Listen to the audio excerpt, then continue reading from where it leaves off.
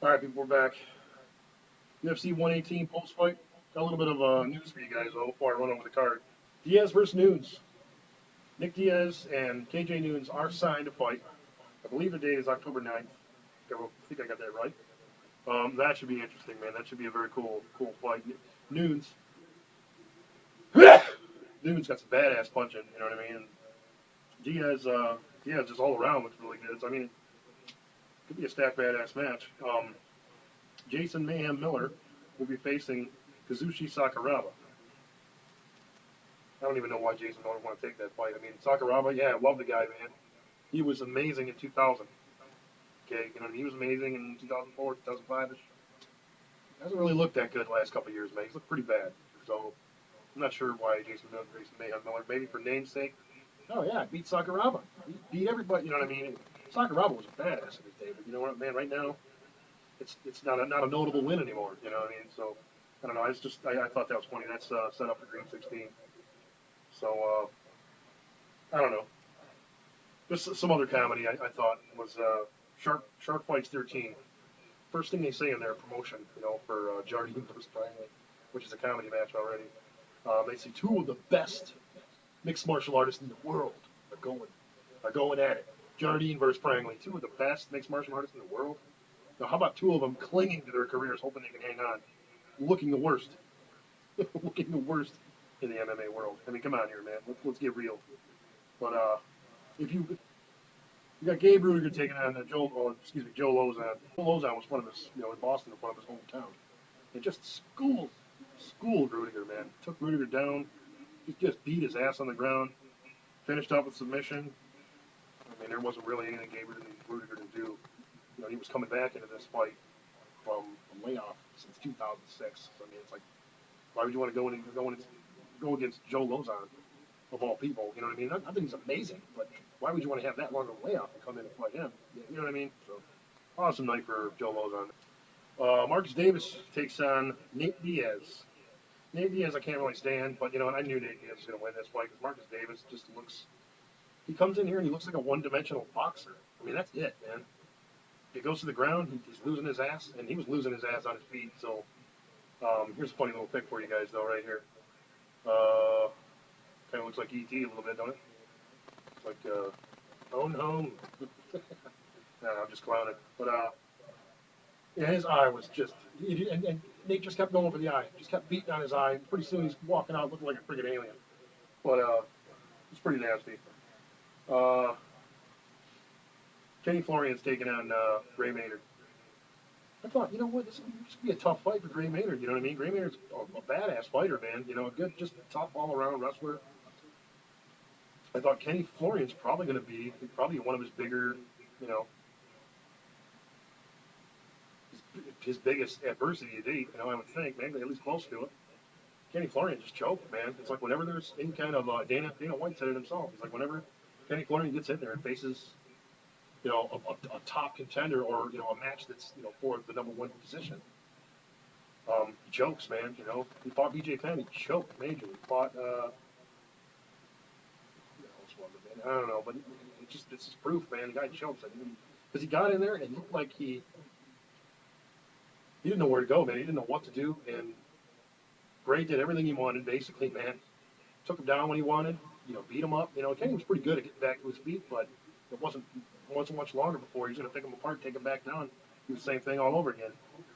Gray Maynard had control of that fight the entire time, and Kenny just got beat up, man, and not horribly bad, but he just got outclassed, you know.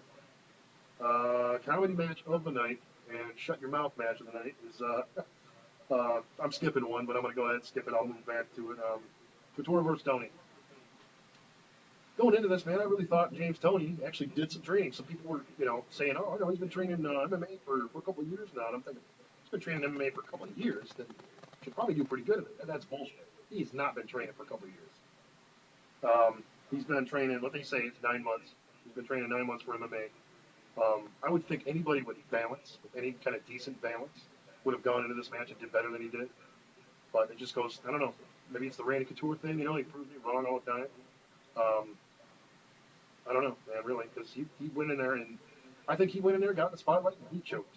I mean, he choked big time. He didn't do a damn thing Randy Couture did this that he hasn't done since college. He did a really low takedown when you pretty much aim for the knees. You know what I mean? You're aiming for the thighs and the knees. You know what I mean? And make sure you're getting a hold of them legs to sweep them out from under him. You know, and take him down.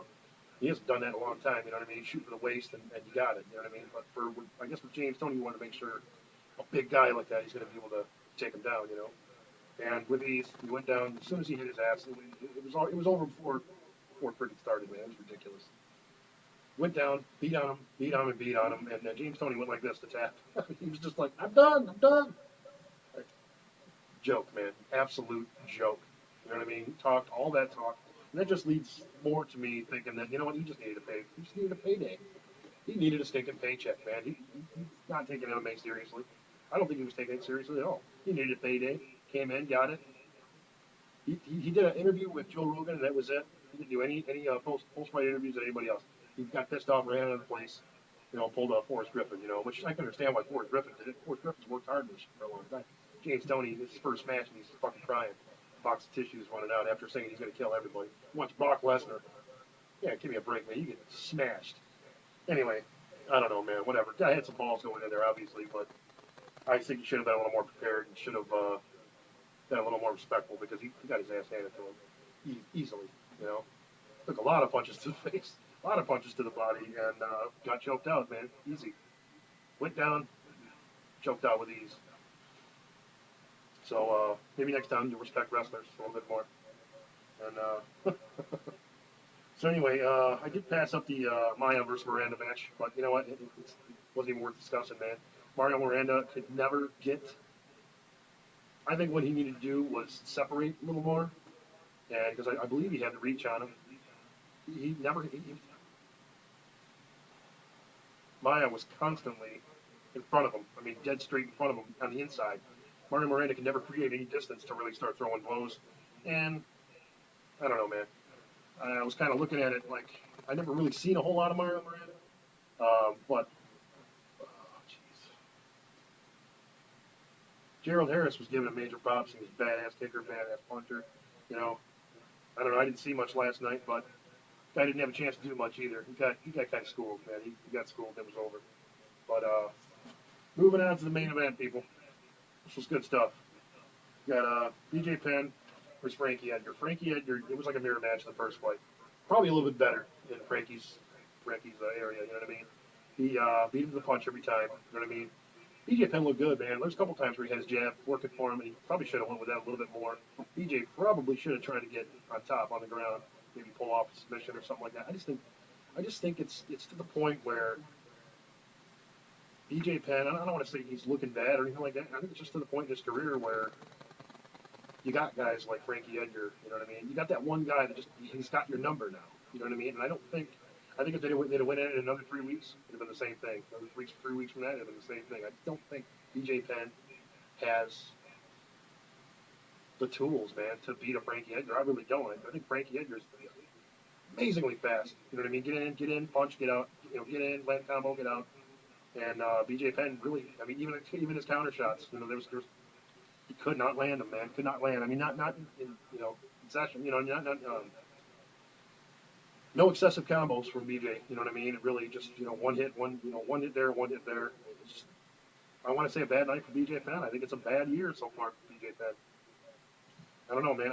I'm thinking he'll be back though. But he did say in his post-fight interview, he did say that I got to go back and really do a lot of thinking. I think he needs to maybe I don't know, change up his training, freshen it up a bit, maybe. Take some time off, kind of regroup. You know what I mean? 'Cause he's been pretty busy. You know what I mean? I mean, losing the title and then going right back to training, doing another. You know what I mean? It's a lot mentally, man. You got to it's a lot of pressure on him. I'm sure. Sure, it's a lot of pressure on him. Maybe clear your head of all that bullshit. You know what I mean? Because we all seen Chuck Liddell do that. I think Chuck Liddell should have came in with a different game plan when he went against guy that just knocked him out, man. His last fight. You guys know him. It's a Rich Franklin. He should have had a wrestler's game plan when he went against Rich Franklin. Take him down, beat him up. Get to the end of the round, take him down, beat him up. I don't care if it's a thinking lay and pray match. Because Chuck Liddell's probably not going to be back. Probably wasn't going to be back after that fight. He should have at least went out on a better note. You know what I mean? So, but he was going for that KO punch. And I think BJ Penn should have came in with a different game plan. And hopefully he can go out, clear his head, get all this shit out of his head. Maybe different training regimen or something. You know what I mean? I don't know, but he's got to do something. You know what I mean? If he's going to come back into this. Anyway, though, Blog Talk Radio tonight, 8 p.m. Eastern Standard Time. blogtalkradio.com/MMA Lowdown.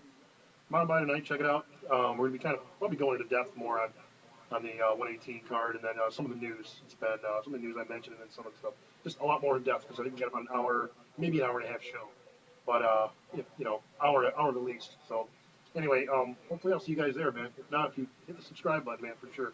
And I'll see you in the future, man. Take care.